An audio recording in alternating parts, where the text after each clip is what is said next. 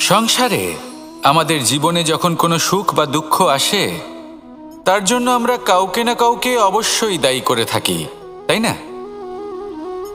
এই ব্যক্তি আমাদের সাথে এরকম কাজ করেছেন, তাই আমার সাথে এমন হলো। ওই ব্যক্তি যদি এমনটা না করতেন, তাহলে আজ আমি ওই স্থানে পৌঁছতে পারতাম।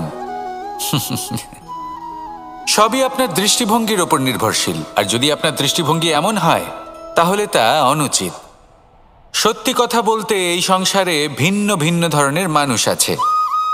এটা আপনার ওপর নির্ভর করছে কিভাবে তাদের স্বাগত জানাবেন। একবার ভাবুন, আমি আমার দুটো হাত সামনে নিয়ে এলাম, দুটো মুঠো খুলে দিলাম। দুই প্রকারের মানুষ আসবেন, কিছু না কিছু দিয়ে যাবেন। এই মুঠো যদি আমি বন্ধ করে দিই, তাহলে না কেউ আমাকে কিছু দিতে পারবে, না আমার কিছু যাবে আসবে। নিশ্চয়ই বুঝতে পারছেন এই দুই ধরনের ব্যক্তি কারা এবং তারা কি দিয়ে যান। আমি যদি নিজের মুঠো খুলে দিই, তাহলে কিছু ভালো মানুষ আসবেন, আমাকে আনন্দ, সন্তুষ্টি, জ্ঞান প্রদান করে যাবেন, ভালো অভিজ্ঞতা দিয়ে যাবেন।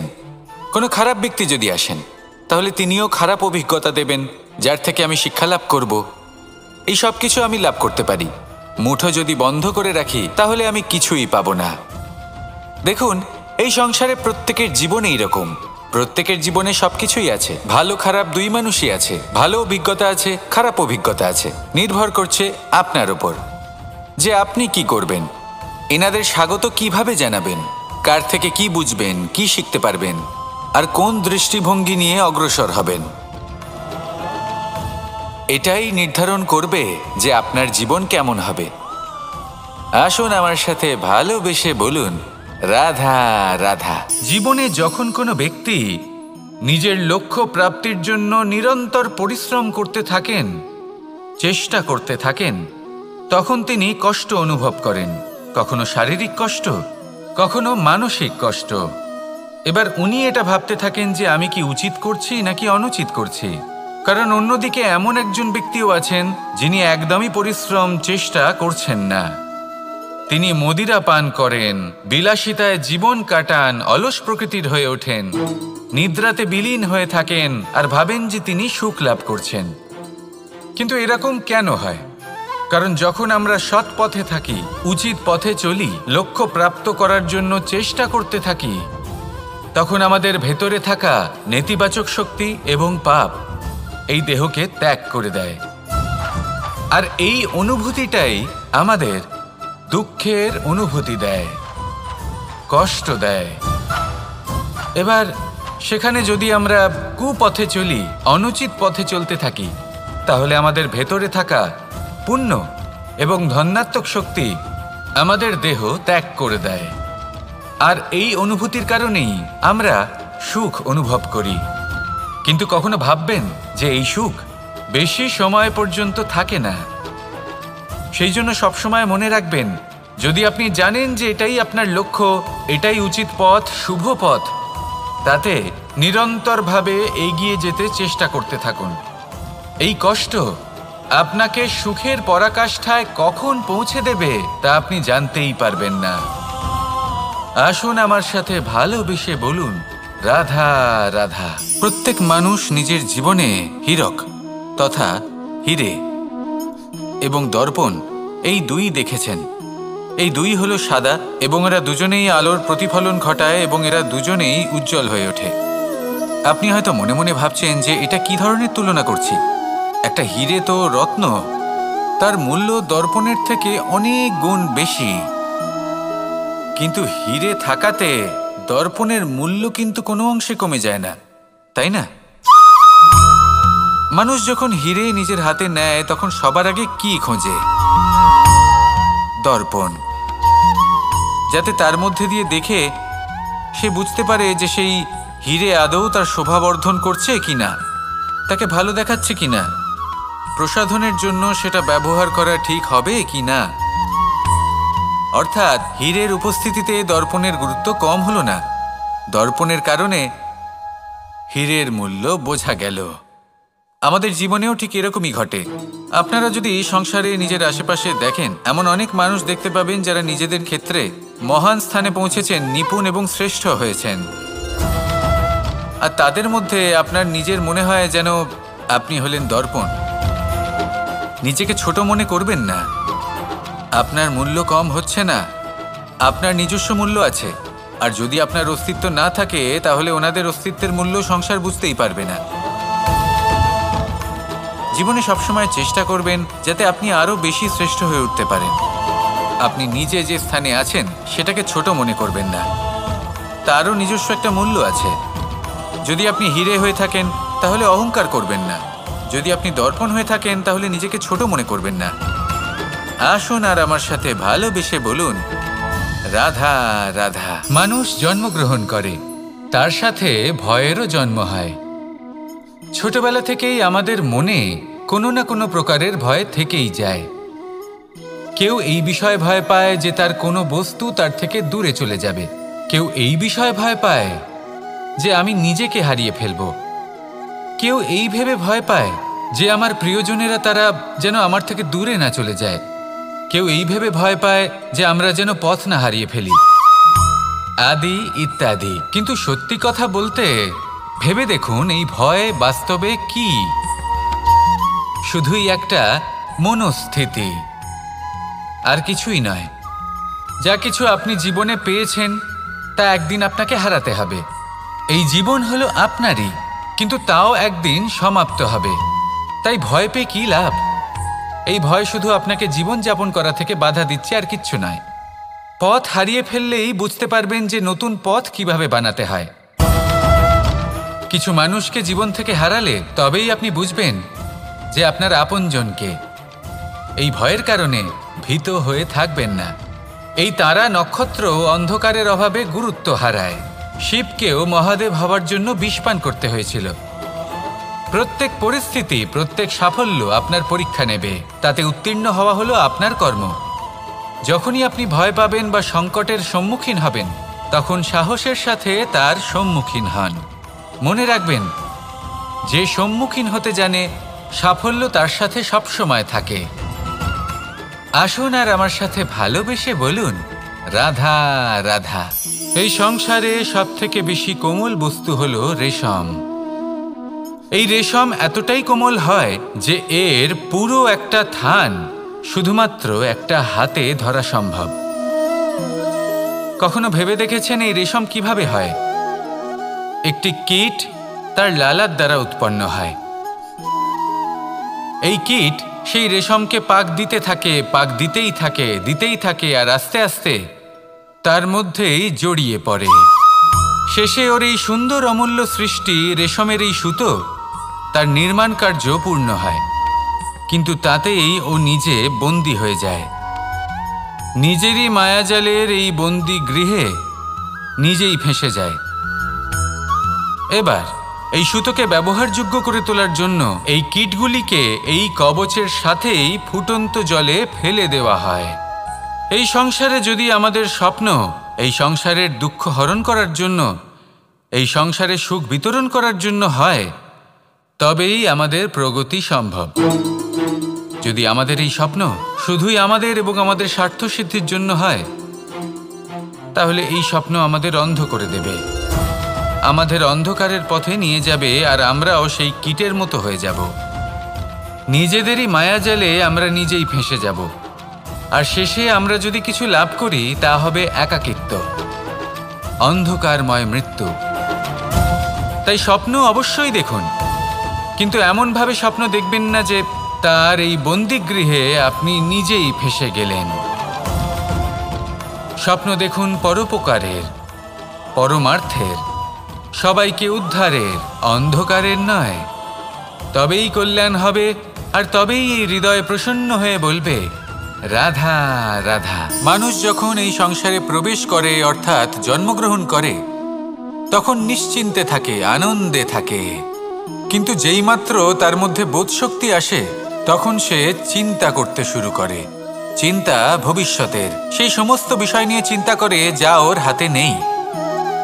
তারপর বড় হয়, বিবাহ সম্পন্ন হয়, গৃহস্থ জীবন যাপন করে, তারপর আবার চিন্তায় মগ্ন হয়ে যায়। ভাবে, এই যে আমার পরিবার, আমি কি ঠিকমতো তার খেয়াল রাখতে পারছি? কাল যখন আমি এই সংসার থেকে চলে যাব, তখন আমার এই পরিবারের দেখাশোনা কে করবে? শেষ পর্যন্ত এই পরিবার তো আমারই উত্তরদায়িত্ব। যাক, আপনাকে একটা প্রশ্ন করি। এই সংসারে আসার পূর্বে আপনি কি এই প্রশ্ন করেছিলেন, এটা ভেবেছিলেন যে আমাকে ছাড়া এই সংসার কিভাবে চলবে? করেননি, তাই তো? তাই আপনার এটা নিয়ে দুশ্চিন্তা করার প্রয়োজন নেই যে আপনি যখন এই সংসার ত্যাগ করে চলে যাবেন তখন কি হবে। আপনি যখন ছিলেন না তখনও এই সংসার চলছিল, আপনি যখন এই সংসার ত্যাগ করবেন তখনও এই সংসার চলতে থাকবে। যদি কোনো বিষয়ের প্রভাব থাকে তা হলো আপনার আজকের তথা বর্তমানের কর্ম, অর্থাৎ আজ আপনি কি করছেন, কার জন্য মঙ্গল করছেন, কাকে প্রেরণা দিচ্ছেন, কাকে সাহায্য করছেন, কোন উদাহরণ প্রস্তুত করছেন। আপনি এই সংসারে যে ছবি অঙ্কন করবেন সংসার সেটাই মনে রাখবে। তাহলে শুধু সৎকর্ম করুন, মঙ্গল করতে থাকুন, আর আমার সাথে ভালোবেসে বলুন রাধা রাধা। একবার একটা শেয়াল বনে বিচরণ করছিল। ও একটা ছোট্ট শাবক দেখতে পেল। ও ভাবলো আজ একেই আমি খাবার হিসেবে গ্রহণ করব। আশেপাশে দেখলো কেউ দেখছে না, তো কেউ ছিল না, আর সেই শাবকের ওপর আক্রমণ করল, যা হলো একটা ঘোর অপরাধ। বনের নিয়ম অনুসারে আপনি কখনোই শাবকের ওপর আক্রমণ করতে পারেন না। তারপর এই খবরটা যখন রাজা সিংহ জানতে পারলেন, সভার আয়োজন করলেন। কিন্তু সেখানে শেয়াল বলল, আমি তো এরকম কিছু করিনি। কিন্তু যদি আপনি এরকম বলেন, কোনো প্রমাণ দিন, এর কোনো সাক্ষী আছে? তখন রাজা সিংহ পেঁচাকে ডেকে পাঠালেন, যে সেই মুহূর্তে বৃক্ষের শাখার ওপর বসেছিল, সে সব কিছু দেখেছিল। পেঁচা সব সত্যি কথা বলল, আর শেয়ালকে মৃত্যুদণ্ড দেয়া হলো। এবার এই কাহিনী আমি আপনাকে কেন শোনালাম? কারণ মানুষও কখনো কখনো এরকম কর্ম করেন যা শিয়াল করেছে। এটা ভাবেন কেউ দেখছে না, যখন আমি অনুচিত কর্ম করতেই পারি। কিন্তু না, আপনি যাই করুন না কেন, কেউ না কেউ অবশ্যই তা দেখছে।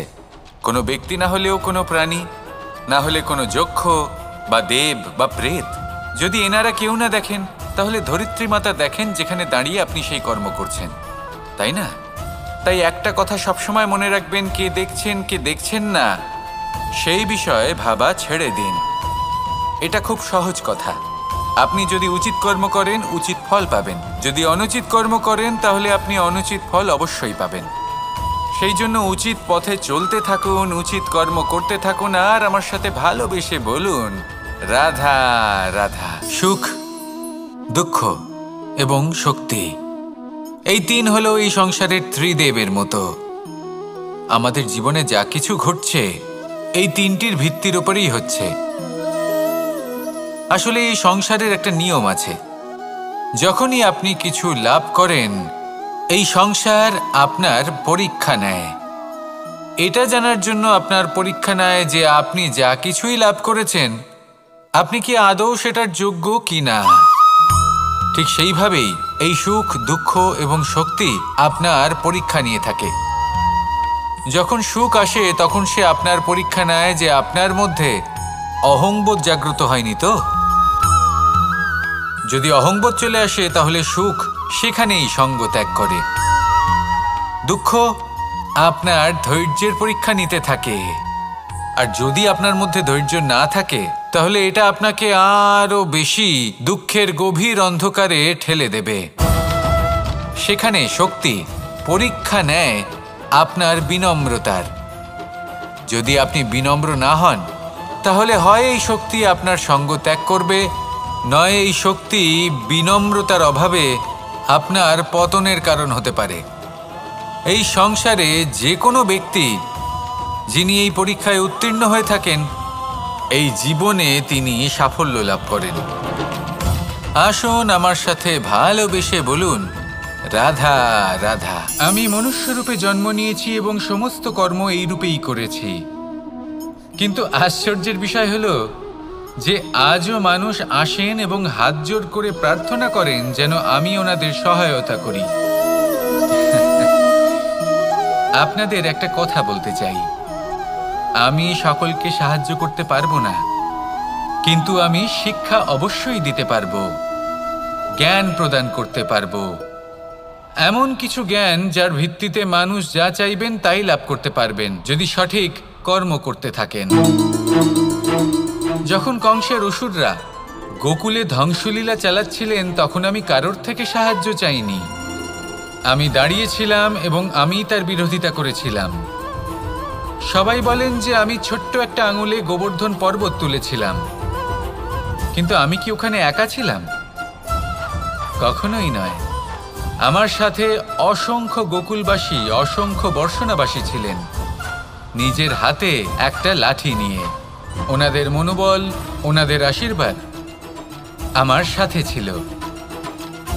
মহাভারতে আমি শুধুই শিক্ষক ছিলাম, আমি শুধুই শিক্ষা দিয়েছি। লক্ষ্য সাধন করেছে অর্জুনই, যুদ্ধ করেছে অর্জুনই এবং জয়ীও হয়েছে অর্জুনই। আমি শুধুই শিক্ষা দিতে পারি। অবশেষে আপনাকে শুধু এটুকুই বুঝতে হবে যে ঈশ্বর সবকিছু করতে পারেন না, করতে হবে আপনাকে। ঈশ্বর আপনাকে আশীর্বাদ করতে পারেন যে কাজ আপনি মন থেকে করবেন সেটা অবশ্যই পূরণ হবে। সেই জন্য নিজের লক্ষ্যের পথে এগোতে থাকুন। চেতনা, বিবেক এবং পরিশ্রমের দ্বারা আপনার যা যা স্বপ্ন আছে, যা লক্ষ্য আছে, আপনি অবশ্যই লাভ করবেন। আর এই মন সুপ্রসন্ন হয়ে বলবে, রাধা রাধা। ভোজন। এই সংসারে যেই হোক না কেন, কোনো মানুষ হোক, কোনো প্রাণী হোক, কোনো কীট হোক বা কোনো বনস্পতি হোক, প্রত্যেকের জন্য ভোজন অতি আবশ্যক। কারণ ভোজন থেকেই শক্তি পাওয়া যায়, আর সেই শক্তি দিয়েই সংসারের, আমাদের জীবনের সমস্ত কার্য করা যায়। এবার এমন এক ধরনের শক্তি হয় যা শীতের ঋতুতে সূর্য থেকে আমরা পেয়ে থাকি, আর আরেক ধরনের উত্তাপ হয় যা দিয়ে ভোজন রান্না করা হয়, সুস্বাদু নানান ধরনের ভোজন। এবার অত্যন্ত গুরুত্বপূর্ণ হলো যে ব্যক্তি সেই ভোজন বানাচ্ছেন তার মানসিক পরিস্থিতি এবং সেই ব্যক্তি যিনি ভোজন গ্রহণ করছেন তার মানসিক অবস্থা। যখনই আপনি ভোজন বানাচ্ছেন তখন ভালোবাসার সাথে কাজটা করুন, ধন্যাত্মক ভাব নিয়ে, সৎ ভাবনার সাথে। কারণ আপনার এই মানসিক স্থিতি শক্তির আকারে সেই খাদ্যের সাথে মিলেমিশে যায়। আর যখনই আপনি ভোজন গ্রহণ করছেন তখন সদ্ভাবনার সাথে, প্রসন্নতার সাথে গ্রহণ করুন, ধন্যাত্মক ভাব নিয়ে। যদি আপনি প্রসন্নতার সাথে রান্না করেন, প্রসন্নতার সাথে খাদ্য গ্রহণ করেন, তাহলে আপনি প্রসন্নই থাকবেন। আর মন সুপ্রসন্ন হয়েই বলবে, রাধা রাধা। দীপাবলি আমাদের সবথেকে বড় উৎসব। শ্রীরাম রাবণকে পরাস্ত করে 14 বছরের বনবাস কাটিয়ে আবার অযোধ্যায় ফিরে এলেন অমাবস্যার রাত্রে। অযোধ্যায় সবাই খুব প্রসন্ন ছিলেন, খুবই উৎসাহিত ছিলেন। অযোধ্যায় সহস্র প্রদীপ প্রজ্বলিত করা হয়েছিল এই উৎসবে। একে আমরা দীপাবলি বলে থাকি। এবার এই বিষয়ে আমরা সকলে জানি। আপনি কি এটা জানেন যে শ্রীরাম বাস্তবে অমাবস্যার এক রাত আগেই অযোধ্যায় পৌঁছে গেছিলেন? সবার সামনে অমাবস্যার রাতে এসেছিলেন। এর কারণ কি? শ্রীরাম প্রমাণ করতে চেয়েছিলেন যে যে কোনো সময়, দিন হোক বা রাত, শুভ বা অশুভ হয় না। শুভ অশুভ কিছু থাকলে তা হলো মানুষের চিন্তা, তার ভাবনা, তার নির্বাচন আর তার কর্ম। নিজেই দেখে নিন। শ্রীরাম শুভ কাজ করে ফিরেছিলেন এবং অমাবস্যার মতো গভীর এক রাত্রিকেও দীপাবলিতে পরিবর্তিত করেছিলেন। এমনটাই যদি আমরা করতে পারি, তাহলে এমন কোনো গৃহে যান যেখানে অসহায় ব্যক্তি রয়েছেন, যা অন্ধকারাচ্ছন্ন, আর সেখানে প্রকাশ প্রজ্বলিত করুন। প্রকাশ সহায়তার, প্রেরণার, আশার। যদি এমন কিছু আমরা করতে পারি তাহলে তাকে প্রকৃত অর্থে দীপাবলি বলা যেতে পারে। তাহলে নিজের পরিবারের সাথে দীপাবলি পালন করুন। আপনাদের শুভেচ্ছা জানাই। আসুন আর আমার সাথে ভালোবেসে বলুন, রাধা রাধা। এই শুকনো পাতাটিকে দেখুন, নিষ্প্রাণ হয়ে পড়েছে। কোনো একটা সময় এই পাতাটি একটা গাছের ডালে ছিল। সেই গাছ ওর লালন পালন করত। যখন যখন বাতাস বইত, এই পাতায় কম্পন দেখা দিত, মনকে প্রফুল্ল করে তুলত। কোনো একদিন এই পাতা গাছের ডাল থেকে ঝরে পড়ে গেল। নিঃসন্দেহে ও নিজের স্বাধীনতা পেল, কিন্তু আস্তে আস্তে শুকিয়ে গেল, নিষ্প্রাণ হয়ে গেল। দেখুন, আমি এই কথা বলছি না যে স্বাধীনতা অনুচিত, কখনোই না। কিন্তু যে কোনো পরিস্থিতিতে স্বাধীন হতে চাওয়া এটা নিশ্চিতরূপে অনুচিত। আমরা যদি আমাদের জীবনে পরিবারের গুরুত্ব ভেবে দেখি, তাহলে এই পরিবারে যতই মতভেদ থাকুক না কেন, যতই মনোমালিন্য থাকুক না কেন, যতই বিবাদ থাকুক না কেন, এই সব মিটিয়ে নেওয়া অত্যন্ত প্রয়োজনীয়। সেই সব কিছু সমাপ্ত করা অত্যন্ত প্রয়োজনীয়। কখনো এই পরিবারকে ভাঙতে দেবেন না, কখনো এই পরিবার থেকে দূরে চলে যাবেন না। এই পরিবার হলো আমাদের জীবনের একটা অমূল্য সম্পদ, অমূল্য এক আশ্রয়, যা এই সংসারে হয়তো কোথাও আপনি পাবেন না। তাই একে আগলে রাখুন। ভেবে নিন আপনি পাতা আর আপনার পরিবার সেই গাছ। আসুন আমার সাথে ভালোবেসে বলুন, রাধা।